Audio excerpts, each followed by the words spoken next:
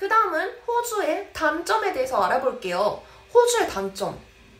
첫 번째, 사람이 게을러집니다.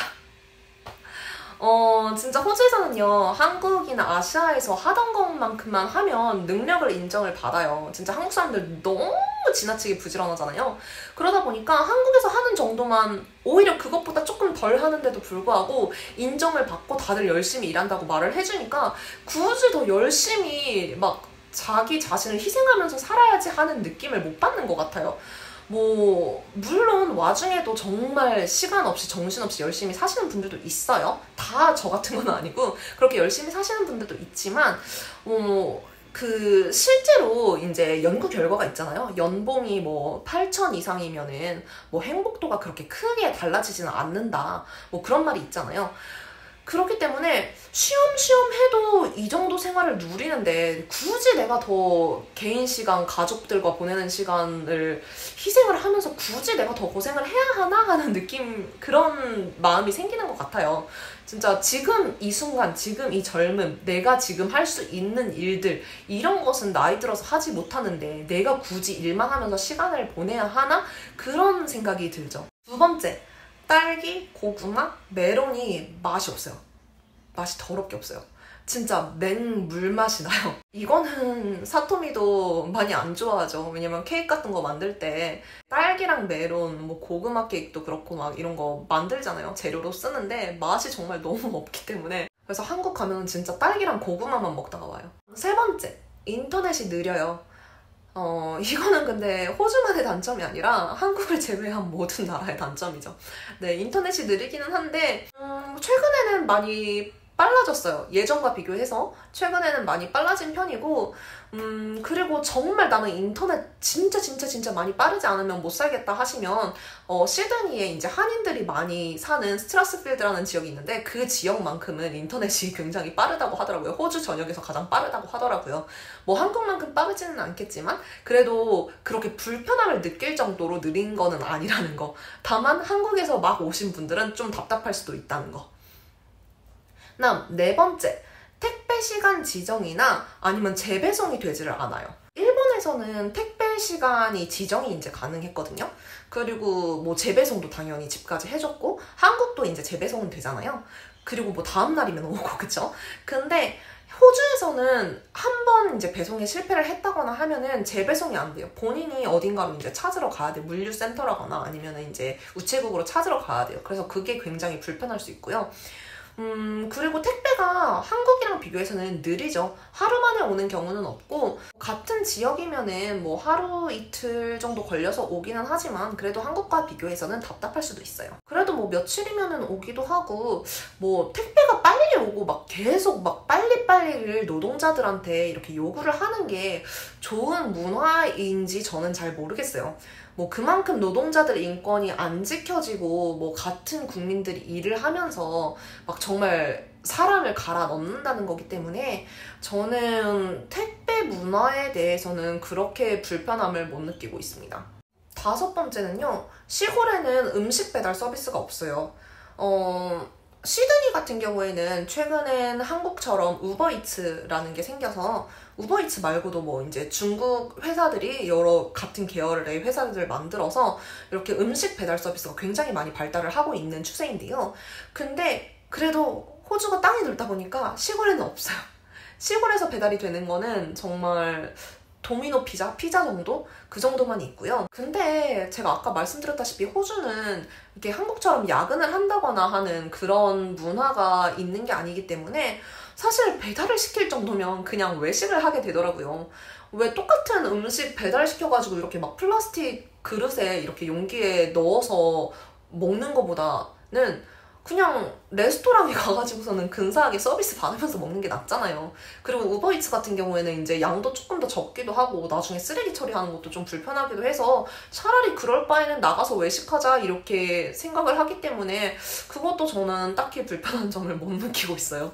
여섯 번째, 외국인으로서 외국에 살다 보니까 인종차별이 이제 미미하게 있기도 할 거예요.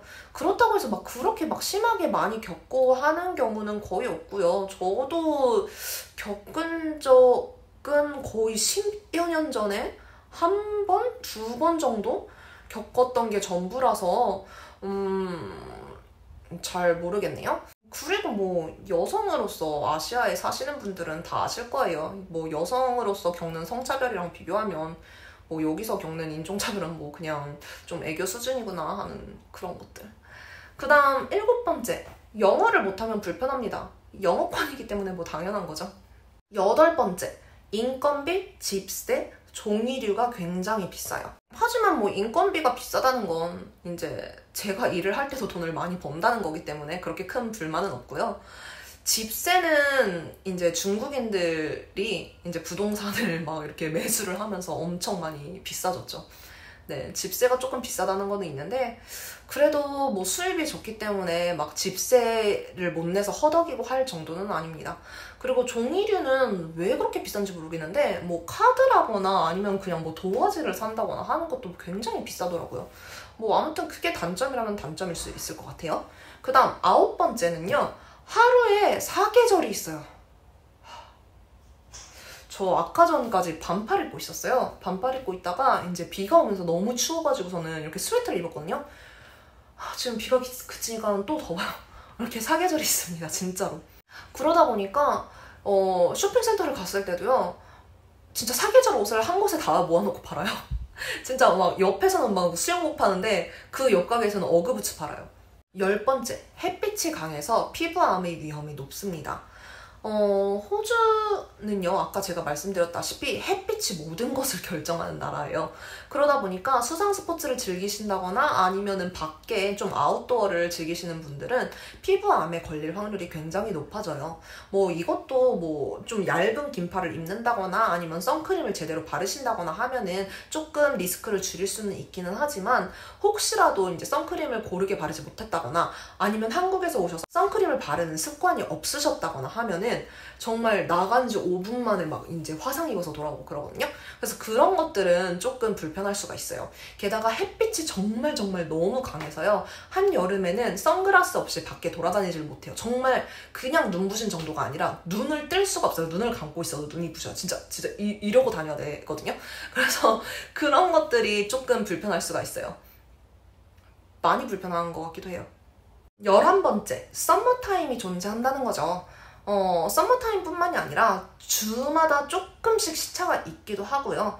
뭐 아무튼 그런 것들이 조금 불편해요. 저는 이제 처음에 호주에 왔을 때는 썸머타임의 존재를 몰랐기 때문에 사람들이 내일부터 썸머타임이니까 시계 돌려서 제대로 학교 시간 맞춰서 학교에 가라 이렇게 말을 했을 때 단체로 저를 속이는 줄 알았어요. 막 몰카인 줄 알았는데 진짜 1시간 일찍 갔더니 다들 와 있더라고요.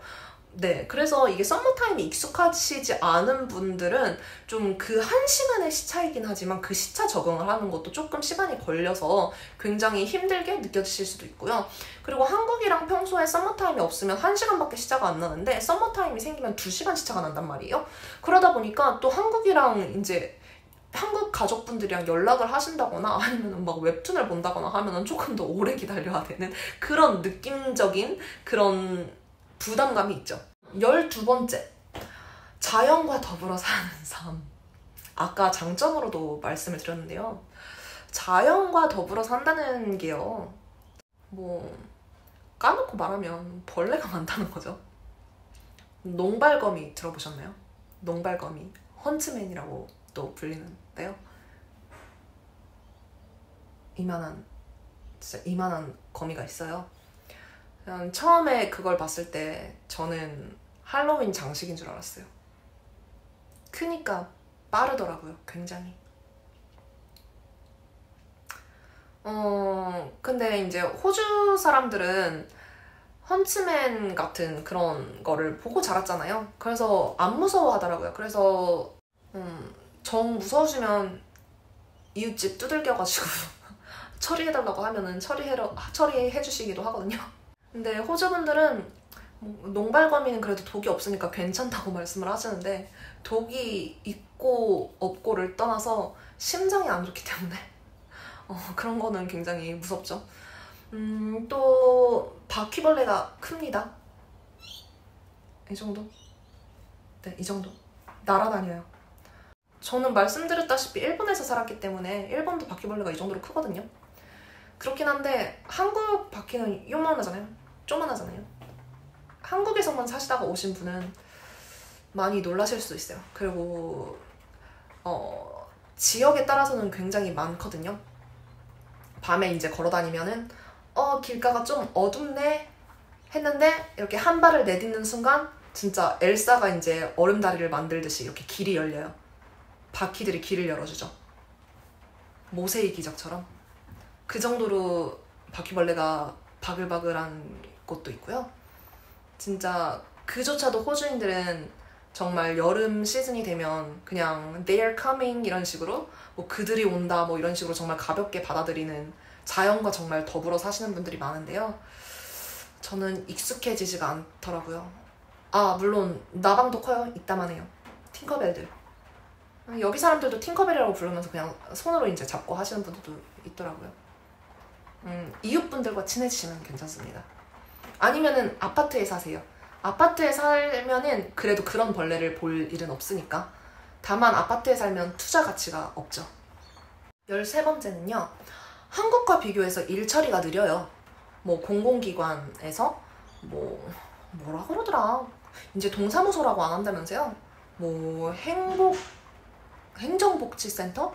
뭐 아무튼 뭐 그런 것들이나 아니면은 은행이라거나 아무튼 뭐 진짜 모든 일들이 일 처리가 느려요. 한국처럼 진짜 뭐 1, 2분 만에 다 해결되고 통장도 다 만들고 막 이런 거는 아니고요.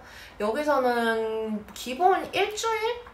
뭐 빨리 되는 경우도 있어요. 빨리 되는 경우도 있는데 기본 일주일에서 한 달 정도는 기다려야 하는 경우도 많기 때문에 한국에서 오신 분들은 답답하실 수가 있는데 예전과 비교해서 굉장히 이제 온라인 시스템이 많이 발달을 하고 있거든요. 그래서 예전의 호주와 비교하면 일처리가 굉장히 빨라졌다고 제 스스로는 느끼고 있고요. 또 저는 누누이 말씀드리지만 일본에서 왔기 때문에 일본의 일처리와 비교하면 굉장히 빠르고 정확하다고 생각을 하고 있습니다. 네, 그냥 마음을 놓고 기다리시면 언젠가는 해결이 되기 때문에 뭐 답답하실 수는 있지만 생각만큼 또 느리지도 않다는 거, 그냥 그렇게 알고 계시면 좋을 것 같아요. 그 다음 14번째, 여성 인권뿐만이 아니라 다양성을 존중하지 못하는 사람에게는 많이 불편하실 수 있어요. 이제 호주에서는 시민권을 딸 때 시민권 시험에서도 여성 인권에 대한 항목이 많이 들어갔거든요. 여성 인권뿐만이 아니라 다양성에 대한 항목이 들어갔기 때문에 호주에서는 남자들이 일 끝나고 와서 맞벌이가 아닌데도 뭐 육아를 도와야 된다면서요? 뭐 이런 식으로 생각을 하시는 분들이 있으면은 굉장히 많이 불편하실 일이 많을 겁니다. 그리고 인종차별이나 이제 성소수자 차별, 뭐 모든 차별에 대해서 법적으로 이제 처벌을 받게 되기 때문에 뭐 진짜 동성애자는 뭐 진짜 뭐 죽어야 된다 뭐 이런 식의 사상을 가지신 분이 있으시면은 오시지 않는 거를 추천을 드립니다. 그래도 뭐 그런 아시안 커뮤니티에서만 생활을 하실 거라면은 한국에서 생활을 하시는 것과 딱히 다른 점을 못 느끼실 수도 있어요. 근데 만약에 내가 영어도 더 하고 뭐 진짜 로컬 사람들과 일을 하고 행동을 하고 싶다라고 하신다면 그런 사상은 하루빨리라도 버리셔야 돼요. 네, 이야기가 길어졌는데 오늘은 호주의 장점과 단점에 대해서 이야기를 해봤고요. 다음번에도 또 유용한 지식이나 공유할 이야기들이 있으면은 영상으로 찍어서 가지고 와보도록 하겠습니다. 오늘도 봐주셔서 감사합니다. 안녕!